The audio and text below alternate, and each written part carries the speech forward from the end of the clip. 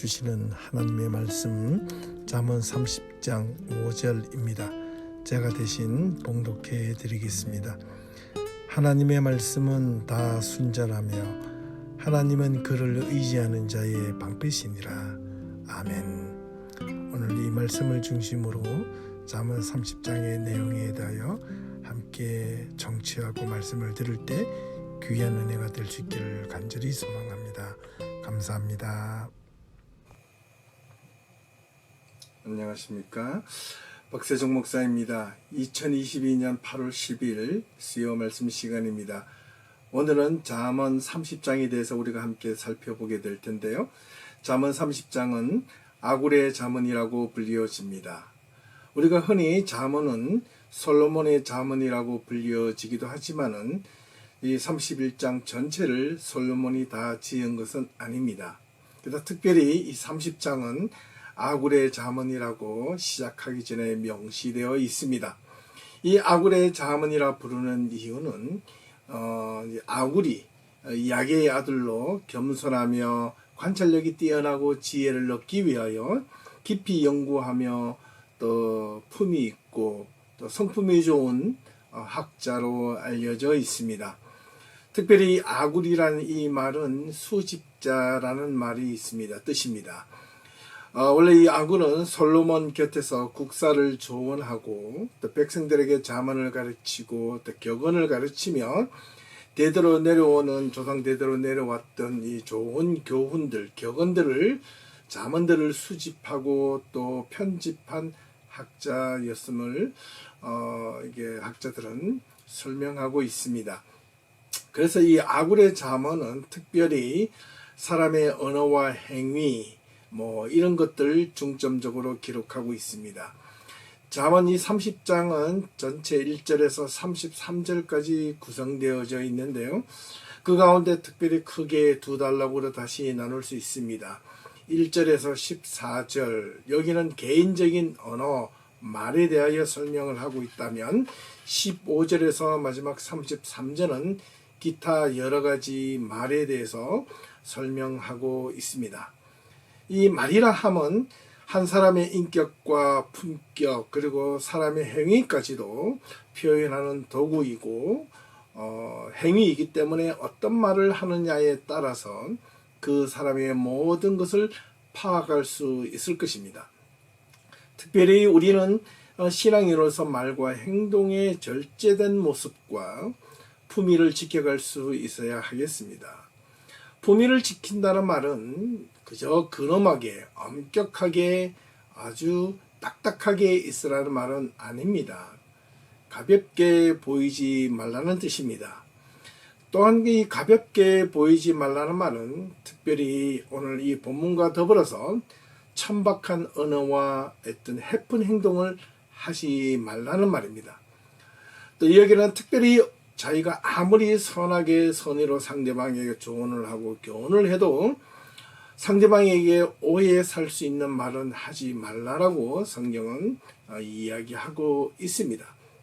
그래서 특별히 이 그리스도인들에게는 우리가 잘 아는 갈라디아서 5장 22절에 나타난 바처럼 성령의 9가지 열매 가운데 보면 사랑, 희락, 화평, 오래 참음, 그리고 자비, 양선, 온유, 충성, 그리고 절제라고 기록하고 있습니다. 여기에서 우리가 주목할 것은 바로 온유와 절제입니다. 말을 절제하고 행동을 절제하는 사람, 말을 온유하게 부드럽게 하는 사람은 그 사람의 성격과 품격이 드러난다 하겠습니다. 특별히 오늘 이 잠언 30장과 관련하여 이 말과 언어에 대한 품격이 어떻게 해야 되며 신앙 안에서 우리가 어떤 마음으로 살아가야 될지 살펴보도록 하겠습니다. 또 한 절 한 절 읽으며 시작하겠습니다. 먼저는 30장 1절에서 14절까지 개인의 말에 대해서 기록되어져 있습니다. 1절부터 한 절 한 절 살펴보겠습니다. 1절과 2절입니다. 이 말씀은 아겔의 아들 야게의 아들 아굴의 잠언이니 그가 이디엘 곧 이디엘과 우갈에게 이른 것이니라. 나는 다른 사람에게 비하면 짐승이라. 내게는 사람의 총명이 있지 아니하니라. 이 잠언 기자는 이 말씀이 야게의 아들 아굴의 잠언, 아굴이 편집하거나 수집하거나 만든 교훈이다라고 기록하고 있습니다. 그렇다면 이 잠언 기자는 이 아굴의 잠언을 다시 수록했다고 볼 수 있겠습니다. 자, 아굴은 이디엘의 제자인 것으로 알려져 있습니다. 아굴에 대해서는 여러 가지 유대적 해석이 있긴 하지만 그것을 다 언급하기에는 이 절에서 좀 부적절한 것 같아서 넘어가고요. 특별히 솔로몬의 투영이라 하는 자들도 있고 또 이스마엘의 후손이라는 말도 있지만 특별히 정확한 것은 잘 기록되어져 있지 않고 특별히 일반적으로 알려진 바는 이 아굴은 솔로몬의 현자라서 옆에서 지근거리에서 솔로몬에게 격언하고 자문을 조언을 하고 그리고 여러 가지 조상대대로 내려왔던 하나님 여러 가지 자문들을 수집 편찬한 학자로 알려져 있습니다. 그래서 이 아굴에 대해 알 수 있는 것은 2장에 언급된 이 1절 한 구절밖에 없다라는 사실입니다. 그런 자신을 야게의 아들로 소개하고 있고요. 아굴의 자문이라고 말하고 있다는 것입니다. 이스마엘의 후손이 어찌 성경에 기록되어질 수 있겠습니까? 특별히 아굴이라는 것은 이스마엘의 후손임을 창세기 25장 14절에서도 밝히고 있는데 그 아굴이 이 아굴인지는 사실은 명확하게 비교할 수는 없을 것 같습니다. 예. 오늘 이 첫 번째 1절과 2절에서 아굴은 먼저 자신이 이런 자문과 격언들을 깨달음이 있어서 능력이 없음을 고백하는 내용입니다. 정말 능력이 없어서 이런 고백을 했을까요? 겸손함을 뜻하는 말이겠죠. 참된 겸손, 하나님의 행위와 행사와 섭리를 탐구하는 모든 이들이 오히려 합당하게 취해야 할 자세와 태도라 말할 수 있겠습니다. 특별히 이렇게 아굴이 자신을 낮추어서 하나님의 말씀을 수집하고 편찬하고 또 백성들에게 좋은 교훈을 나눌 때 그의 절제된 언어와 행동이 이 모습에서 드러난다 하겠습니다. 3절과 4절 나는 지혜를 배우지 못하였고 또 거룩하신 자를 아는 지식이 없거니와 하늘에 올라갔다가 내려온 자가 누구인지 바람을 그 장중에 모은 자가 누구인지 물을 옷에 싼 자가 누구인지 땅의 모든 끝을 정한 자가 누구인지 그의 이름이 무엇인지 그의 아들 이름이 무엇인지 너는 아느냐 이렇게 묻고 있습니다. 잠언은 이 아굴은 그렇게 묻습니다. 나는 지혜를 배우지 못했다는 겁니다. 거룩한 자를 아는 지식이 없다는 겁니다. 정말 없어서일까요? 낮은 자세의 마음이겠죠. 그러면서 정령 인간의 삶에 대한 본질 궁극적인 삶의 인간의 의미를 묻고 있습니다. 하늘에 올라갔다가 내려온 자가 누구인지 너는 아느냐? 바람을 장중에 모은 자가 누구인지 아느냐? 물을 옷에 싼 자가 누구인지 아느냐? 땅의 그 모든 끝을 정한 자가 누구인지 아느냐? 그의 이름이 무엇인지 그의 아들의 이름이 무엇인지 너는 아느냐? 모른다는 겁니다. 모르기 때문에 그 모르는 하나님을 믿느냐? 못 믿겠다가 아니라 그 모르는 하나님이 우리는 이렇게 우둔하고 바보 같아서 모르지만 하나님은 그 모든 것을 정하셨다. 그렇다면 우리는 무엇을 해야 될 것인가? 우리가 열심히 배우고 익히는 것을 알고 끝맺음이 아니라 끊임없이 말씀을 배우고 또 배워서 그 배운다는 것은 또 하나의 시작임을 알게 해주는 내용이라 하겠습니다. 그래서 배움의 유용성은 끝이 없이 자신을 성찰하게 만들고 배우고 익힌 것을 삶에서 적용되어질 때 배움과 학문의 빛이 난다 하겠습니다. 특별히 일련의 질문들을 통해서 그런 자연 속에서 계시된 하나님의 위대한 그런 행위를 진술하고 있다는 것입니다. 첫째는 하나님을 사람이 그분을 쫓을 수 없는 우주의 높은 곳과 깊은 곳에 도달하신 분이라고 묘사하고 있지 않습니까? 두 번째는 바람의 그 큰 능력을 다스리는 분이 누구냐? 그분이시다. 세 번째, 물들을 땅 위에 구름이나 바다 위에 담는 그분이 누구냐?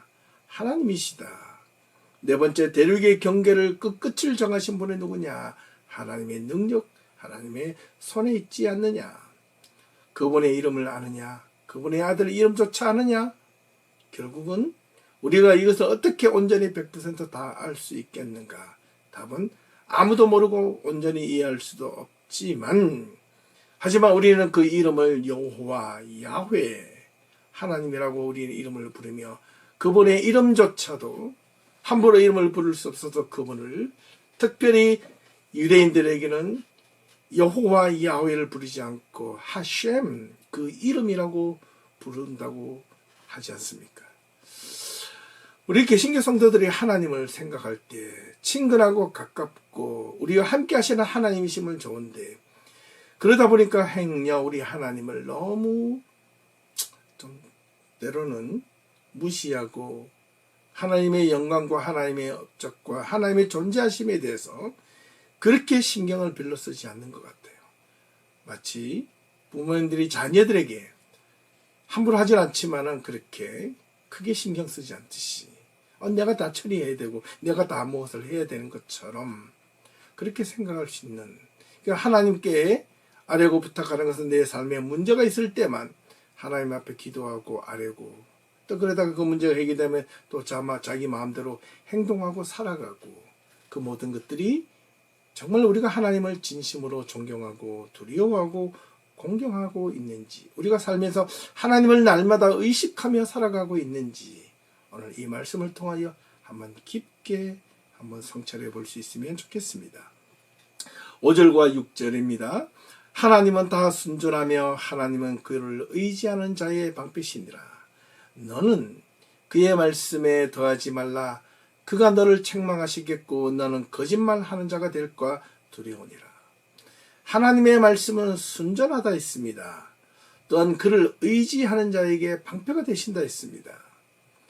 우리는 이 말씀들이 참 우리의 삶 속에서 깊이 적용될 수 있으면 참 좋겠습니다. 더욱이 우리가 하나님은 순전하고 흠이 없고 깨끗하고 완벽하기 때문에 그분을 의지하는 것은 우리가 방패를 의지하는 것과 마찬가지고 피할 길을 주신다는 겁니다. 근데 실제로 우리가 살아보면 우리 삶 속에서 어려움을 만나고 괴로움을 만나고 삶의 문제를 만났을 때 하나님을 의지하고 하나님 앞에 방패막이로 우리가 살기를 원하지만 그렇지 되지 않을 때가 있죠. 왜 그런가? 이 5절과 6절 말씀에 의지하면 무엇 때문에 그런가? 6절 말씀을 봅니다. 너는 그 말씀에 더하지 말라. 무슨 의미일까요? 우리는 살아가면서 우리 마음대로 우리의 방향, 우리가 원하는 방식대로 하나님의 말씀을 이리저리 더하거나 빼거나 하지 않습니까? 하나님의 말씀은 있는 그대로 보아야 되고 그 말씀을 중심적으로 정중앙으로 정주행할 수 있는 그런 말씀으로 보아야 한다는 겁니다. 때로는 하나님의 말씀이 내 안에서 쓰라림이 있을 때도 있고 때로는 그 하나님의 말씀이 신실하게 위로가 될 수 있다는 것도 기억하셔야 합니다. 우리가 잘못 걸어가고 있을 때 하나님은 우리에게 마냥 위로의 말씀 괜찮다 하지 아니하십니다. 사랑하는 자에게 어떻게 떡을 하나 주는 것이 아니고 미운 자에게 떡을 준다고도 속담이 있지 않습니까? 사랑하는 자에게는 채찍을 간다는 겁니다. 그래야 더욱더 지혜로운 자가 될 수 있다는 것입니다. 하나님의 말씀을 더하지 않는 있는 그대로 받아들이는 우리 모습이 될 때 하나님의 말씀을 순전하게 받아들이고 그 말씀을 의지할 때 하나님은 우리의 방패가 된다는 것을 기억하셔야 합니다. 그렇기 때문에 거짓말하는 자가 될까 두렵다. 하나님의 말씀을 더하거나 빼서 하나님의 말씀을 왜곡해서 우리가 하나님의 말씀을 거짓말하고 왜곡시키는 자가 될까 두렵다. 참 귀한 교훈의 말씀이 아닐 수가 없겠습니다. 7절에서 9절까지 세 절을 연이어 읽어봅니다. 내가 두 가지 일을 주께 구하였사오니 내가 죽기 전에 내게 거절하지 마옵소서. 곧 헛된 것과 거짓말을 내게서 멀리 하옵시고 나를 가난하게도 마옵시고 부하게도 마옵시고 오직 필요한 양식으로 나를 먹이시옵소서. 혹 내가 배불러서 하나님을 모른다 여호와가 누구냐 할까 하오며 혹 내가 가난하여 도둑질하고 내 하나님의 이름을 욕되게 할까 두려워함이니라. 저는 이 잠언 30장 7절에서 9절 이 말씀을 제 삶의 두 번째 모토로 삼고 있기도 합니다. 신구약 성경 가운데 구약 성경 한 구절, 신약 성경 한 구절 이렇게 뽑으라고 한다면 단연코 이 잠언 30장 7절에서 9절입니다. 이 구절은 특별히 저 자신이 개인적으로 또 우리 가정이 우리가 살아가면서 정말 진실되게 이런 마음으로 살아가기를 간절히 소망하는 마음으로 저는 이 말씀을 두고두고 마음에 새겨봅니다. 내가 두 가지 일을 주께 구하였사오니 내가 죽기 전에 이것을 하나님 거절하지 마시고 허락하시옵소서. 곧 헛된 것과 거짓말을 내게서 멀리 하시고 헛된 망상에 빠지지 않게 하시고 정직하고 특별히 나를 가난하기도 마옵시고 부하기도 하지 말라는 겁니다. 왜? 오직 필요한 양식으로만 있게 하시면 제가 하나님을 온전하게 섬기겠습니다. 왜? 너무 가난하여 하나님의 이름을, 내가 너무 배불러서 하나님의 이름을 모른다. 내가 무시하고 하나님을 업신여길까 두렵고 또 내가 너무 가난해서 배고파서 도둑질하여 하나님을 욕되게 할까 두렵다는 겁니다. 이거는 지극히 일상생활 속에서 필요한 내용입니다. 특별히 우리가 살아가면서 우리 신앙인들에게 여러분들 개개인의 삶에 문제가 생겼을 때 삶의 고난이나 역경이 처했을 때 여러분 이 말씀을 여러분 다시 한 번 더 재해석해서 한번 생각해 보십시오. 내가 편안하고 행복할 때 하나님을 모른다 외면하지 않게 하시고 내가 고난에 빠지고 역경에 빠져서 하나님께 간구했으나 하나님의 응답이 없다고 내가 하나님을 욕되게 하지 않게 하옵소서. 무슨 말입니까? 내 삶의 환경에 업앤다운이 상관없이 내가 신실하게 하나님만 바라보게 하옵소서. 이 얼마나 정말로 귀중한 말씀이 아닐 수가 없습니다. 이렇게만 살아갈 수 있다면 우리가 이렇게 살도록 노력해야 하겠습니다. 정말로 많은 부자들도 있고 가난한 자들도 있습니다. 그런데 돌아보면 가난한 자가 도둑질을 하는 것보다 부자들이 도둑질을 하는 경우가 더 많은 것이 이 세상의 모습인 걸 우리는 주변을 통하여 보게 됩니다. 왜 그렇습니까? 탐욕 때문에 그렇습니다. 심령이 가난한 자는 복이 있나니 천국이 저희 것이며 마태복음 5장에 있지 않습니까? 그런데요, 참 놀라운 것은 이 중국어 한문 성경을 보면 심령이 가난한 자, 마음이 가난한 자가 아니고 허심이라고 되어 있습니다. 허심, 비울 공할 그 다음에 마음심, 마음을 비운 자가 복이 있나니 천국이 저희 것임이라. 깊게 생각해 볼 필요가 있다는 것을 꼭 기억할 수 있기를 바랍니다. 10절과 11절 너는 종을 그의 상전에게 비방하지 말라. 그가 너를 저주하겠고 너는 죄책을 당할까 두려우니라. 아비를 저주하며 어미를 축복하지 아니하는 무리가 있느니라. 너는 종을 그 상전에게 비방하지 말라. 종을 상전에게 욕하지 말라. 그가 너를 저주하고 너는 죄책을 당할까 두려우니라.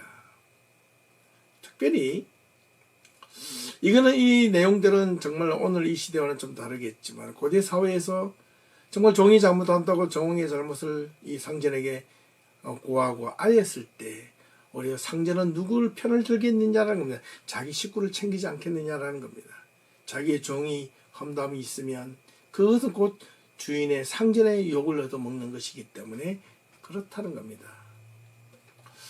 자, 이 부분도 우리가 한번 생각해 보았으면 좋겠습니다. 아비를 저주하며 어미를 축복하지 아니하는 무리가 있다. 지금도 많다는 것이죠.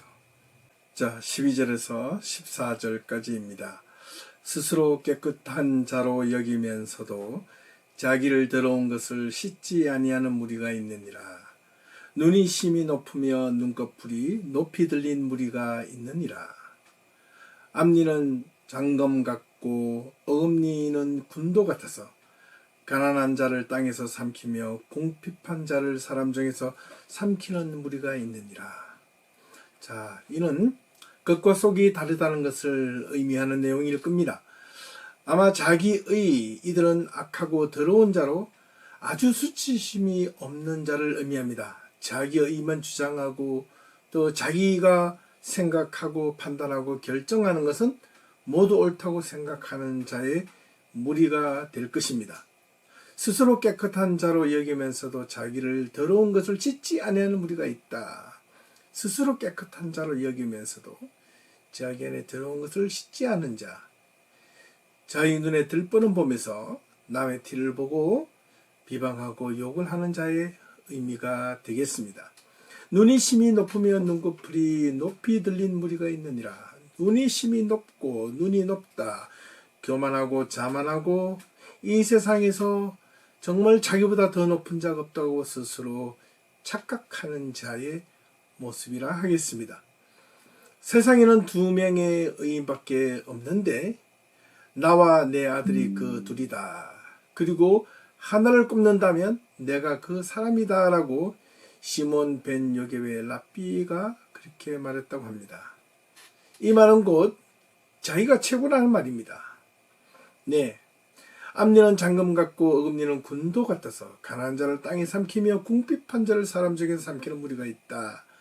자기보다 못한 자들을 오히려 돌보고 아끼고 위해줘야 되는데 오히려 그들을 빼앗고 착취하고 억압하는 자가 있다는 말일 것입니다. 자, 여기까지가 1절 14절 개인적인 말에 대해서 했다면 15절에서 33절은 여러가지 기타의 언어들의 말들, 내용들에 대해서 살펴보도록 하겠습니다. 15절과 16절입니다. 거머리에게는 2딸이 있어 다오다오 하느니라. 족한 줄을 알며 족하다 하지 아니하는 그 선엇이 있나니 곧 스올과 아이 베지 못하는 태와 물로 채울 수 없는 땅과 족하다 하지 아니하는 불이니라. 참 이거는 참 중요한데요. 거머리 혹은 흡결기, 이게는 피를 빨아들이는 무한한 능력을 가진 2딸이 있다고 묘사되어 있습니다. 그 둘을 다오 달라고 이야기한다는 것입니다. 예, 계속해서 피를 빨아들이는 그 흡입력이 있다는 것을, 이것은 앞서서 언급해놓은 압제자들의 탐욕은 결코 만족할 줄 모르고 그것이 자족할 줄 모른다는 그런 욕망들로 설명하고 있다는 것입니다. 또 족한 줄을 알지 못하여 족하다 하지 아니하는 선엇이 있는데 그것이 첫 번째 무엇이다? 스월이다. 이 음부, 무덤, 죽음이다. 이 음부, 무덤은 결코 비어있지 않다는 뜻도 갖고 있습니다. 그렇기 때문에 결국 죽음은 휴일이 없고 무덤은 희생자를 결코 맞아들이기를 쉬지 않는 것이 죽음의 관문이라는 겁니다. 참 어떻게 보면 참 지혜로운 말이기도 하고 의미 있는 말이기도 합니다. 결코 죽음은, 스월은 족함을 모른다는 겁니다. 두 번째는 아이를 베지 못하는 태와 같다는 겁니다. 이 말은 불임, 결코 인정되지 않고 끊임없이 아이를 낳고자 하는 그런 인간의 성적 욕망을 뜻하는 말이기도 합니다. 세 번째는 물로 채울 수 없는 땅. 아무리 땅이 많이 비가 내려도 물로 채워지지는 않는다는 겁니다. 더 많은 물들을 계속해서 흡수해 가기 때문에 무릎 밑으로 빠지게 되어 있다는 겁니다.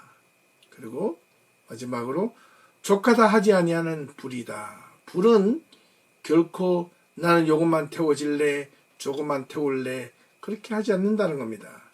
불은 태울 수 있는 것이 있다면 주변에 한번 확산이 되면 모든 것을 태워버립니다. 그런 무서운 힘이 있고 능력이 있다는 겁니다. 이 네 가지는 무엇이다? 그 자체로서 족함을 알지 못하고 끝장을 보는 그런 것이라는 것입니다. 무엇을 의미할까요? 바로 탐욕. 인간에게도 탐욕이 나는 여기까지면 돼, 나는 이것만 있으면 돼 라는 생각은 인간의 본성에서는 그것을 그칠 줄 모른다는 겁니다. 그래서 절제하는 능력이, 훈련이 필요하다는 것을 알려주고 있는 내용입니다. 17절로 봅니다. 아비를 조롱하며 어미 순종하기를 싫어하는 자의 눈은 골짜기의 까마귀에게 쪼이고 독수리 새끼에게 먹히리라. 이 내용은 11절 앞선 9절과 비슷하지만 약간 나머지는 좀 새롭게 기록되어져 있습니다.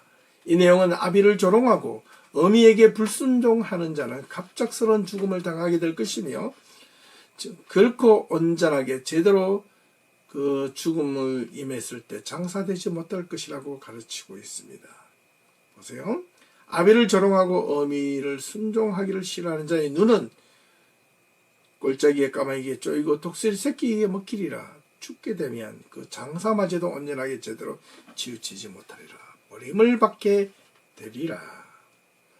18절과 19절 내가 심히 기이 여기고도 깨닫지 못하는 것 서너시 나니 곧 첫 번째 공정에 날아다니는 독수리의 자치와 두 번째 반석 위에 기어다니는 뱀의 자치와 세 번째 바다로 지나가는 배의 자치와 네 번째 남자와 여자와 함께 잠자리를 한 자치라라고 이야기하고 있습니다. 무엇을 의미합니까? 예, 기이 여기도 깨닫지 못하는 것 선이 자치를 남기지 않는 네 가지가 있는데 첫 번째가 공중에 날아다니는 이 독수리의 행적을 보면 그 뒤에 흔적이 없다는 것이죠. 당연히 반석 위에서 딱딱한 돌 위에서 기어다니는 뱀은 흔적이 없다는 것이고 지나가는 배에 자치가 없다는 것, 곧 있으면 그 물결이 인해 사라진다는 것이고 마지막으로 재미있죠? 남자와 여자가 몰래 함께한 잠자리도 자치가 없다는 것입니다. 이 아구는 너무나도 기이하여 이 네 가지 이해할 수 없는 네 가지를 열거하고 있습니다. 이것을 상고하면서 특별히 우리는 그 속에 영적인 암시가 담겨져 있음을 우리는 생각해 볼 수가 있습니다. 예, 그 암시는 무엇인가? 그것들은 바로 대부분 주석까지는 이 네 가지가 아무것도 자칫이 남지 않는 데인데 지적을 했다는 것이죠. 앞서 언급한 대로. 여기서 나중에 20절에 음녀가 자신의 죄를 숨길 수 있는 방법에 확정되는 듯 보여집니다. 기도를 하는 신학자는 공중, 바위, 바다, 젊은 여자처럼 빠져나가기 어려운 요소들을 적절한 방법으로 손쉽게 극복하는 것이 이것이 공통된 특징이라고 언급한 바가 있습니다. 자, 흔적이 없기 때문에 소리 없이 행하는 무엇을 뜻한다? 불의를 뜻하는 상징적인 비유입니다. 악을 행하는데 소리 없이 보이지 않게 행한다는 그 부정적인 의미가 여기에 내포되어 있다라고 말할 수 있습니다. 그렇습니다.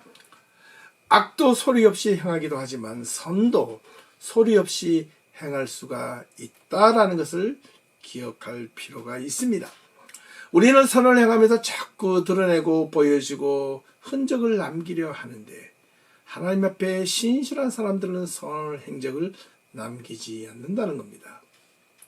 또한 이것을 신앙적으로 다시 한번 돌아보면 여러분 회개라는 말은요 흔적을 지우다, 자취를 또 감추다라는 뜻도 있다는 것 기억할 필요가 있습니다.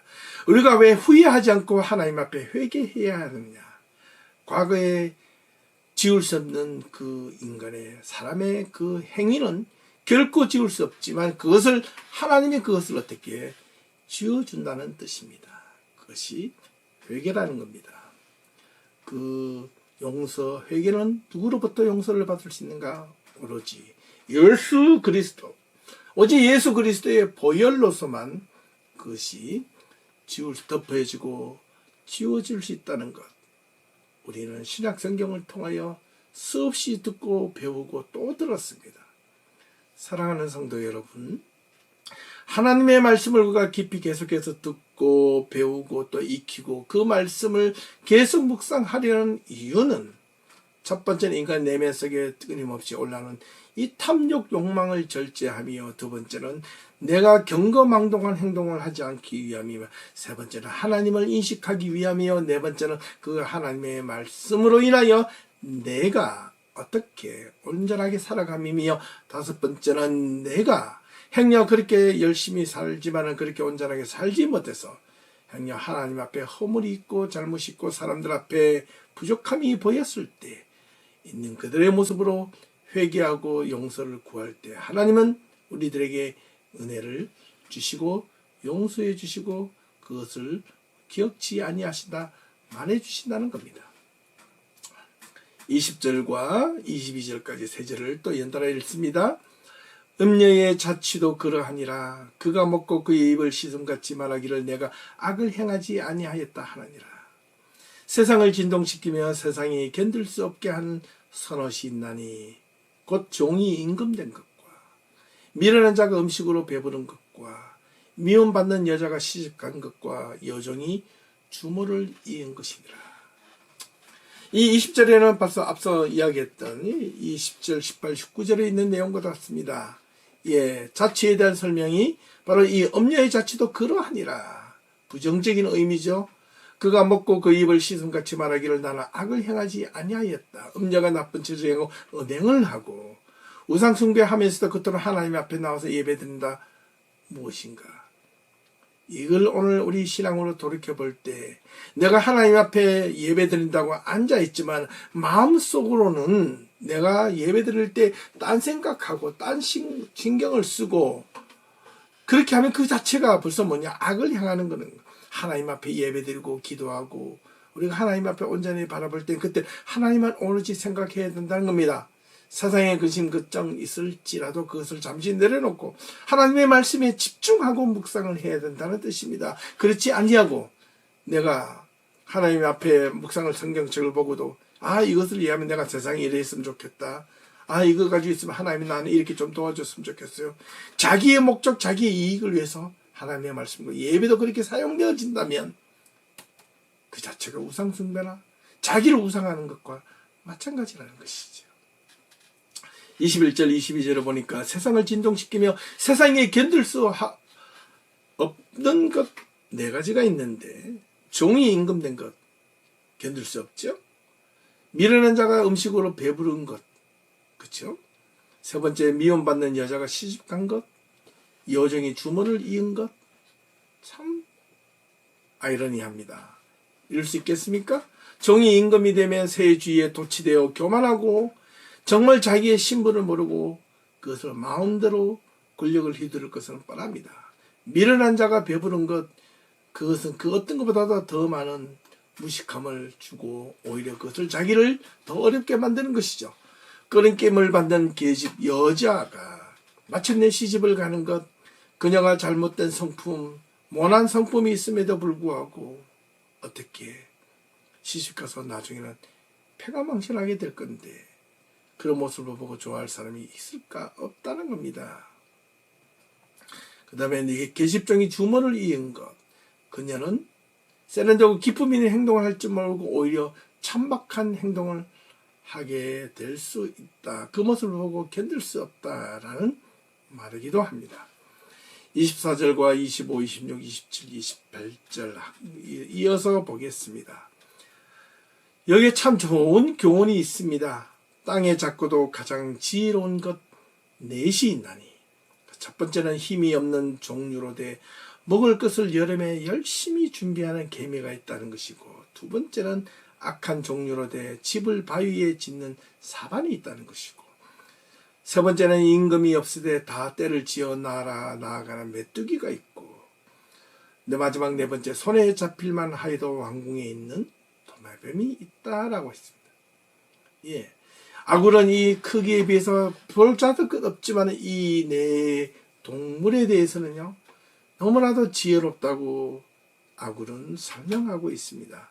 개미는 분명 작고 힘이 없지만 여름 내내 부지런하게 일을 해서 겨울을 준비합니다. 네, 동물백과 사전에 보면 개미는 무리를 지어 둥지 안에서 잠을 자고 겨울을 보내기 때문이다 라고 기록하고 있습니다. 사반은요 오솔이라는 말인데요, 바위에 집을 짓습니다. 바위에 구멍을 뚫고 삽니다. 약하고 힘이 없지만 바위 아래를 피신처 은신처를 찾습니다. 왜? 그 바위가 그 자상한 맹수들로부터 보호함을 받기 때문에 그렇습니다. 바위팀이 최고의 피난처가 되지 않겠습니까? 그래서 성경에는 여러 번 우리가 환난 당할 때 하나님은 여호와는 무엇이라? 나의 반석이시라. 바위라고 이야기하지 않습니까? 피난처라고 이야기하지 않습니까? 참 중요한 구절 가운데 하나입니다. 또한 메뚜기 떼는 눈에 지도자가 누구인지 보이지 않지만 그 한쪽으로 날아가는 방향은 질서 있게 놀랍게도 같이 날아가고 같이 앉는다는 겁니다. 뱀은 도마뱀은 작지만 용케도 왕궁에 잠입하여 왕궁에 머물러 사는 겁니다. 아마 고대 사회에서는 도마뱀을 왕궁 안에서도 종종 자주 볼 수 있었나 봅니다. 네, 비록 작은 도마뱀일지라도 왕궁에 사는 것처럼 그렇게 지혜로운 것이 어디 있겠는가라는 것이죠. 29절에서 30절입니다. 잘 걸으며 위풍 있게 다니는 선옷이 있나니, 첫 번째요, 곧 짐승 중에 가장 강하여 아무 짐승 앞에서도 물러가지 아니하는 사자와, 두 번째 사냥개와, 세 번째 숫염소와, 네 번째 당할 수 없는 왕이니라. 잘 걸으며 위풍당당한 네 가지가 있는데, 첫 번째는 뭐요? 사자, 두 번째는 사냥개, 세 번째는 염소, 네 번째는 왕이라는 겁니다. 이 세 짐승과 한 명은 공통된 특징이 있습니다. 상대방을 두려워하지 않는다는 겁니다. 예. 그렇기 때문에 그 모습은 위풍당당한다는 겁니다. 우리는 이 모습을 통하여 신앙인들은 하나님의 말씀을 가지고 좀 당당해지고 위풍이 있었으면 좋겠습니다. 교만이 아니라 당당한 모습이 있으면 좋겠다는 것입니다. 하나님의 말씀이 저와 여러분들의 삶 속에 힘이 있으면 좋겠다는 것입니다. 하나님의 능력이 있으면 좋겠다는 것입니다. 하나님의 사람으로 살아가는 그 당당함이 오늘 이 시대에 필요하다는 것입니다. 얼마나 안타까웠냐면, 얼마 전에 한국교회 신뢰들을 조사했더니 지금 현재 한국교회를 신뢰하는 한국 사회의 모습이 불과 17%밖에 되지 않는다고 합니다. 거기다가 크리스찬들을 빼고 무신론자들, 넌크리스찬들을 대상으로 한국교회를 향한 신뢰도를 조사했더니 무려 5% 이하라고 결론이 내렸습니다. 데이터가 나온 것이죠. 무엇을 말해줍니까? 예전에는 정말 우리가 7, 80년대까지만 해도 그리스도인들 교회 다닌다고 하면 그리스도인들이 많지 않았습니다. 지금보다 거의 반도 되지 않았습니다.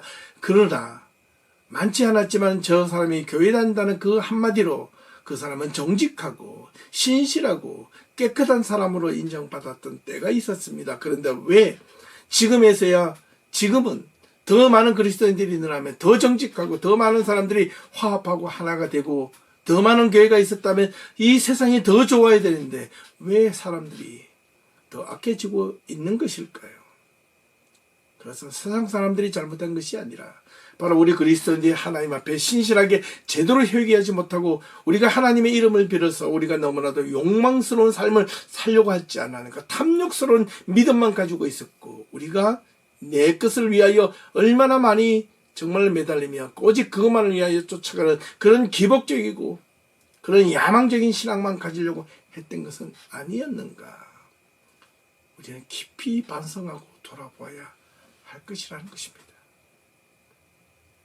오늘 잠언 30장을 통하여 회개하고 또 회개하는 그런 모습이 필요하겠습니다.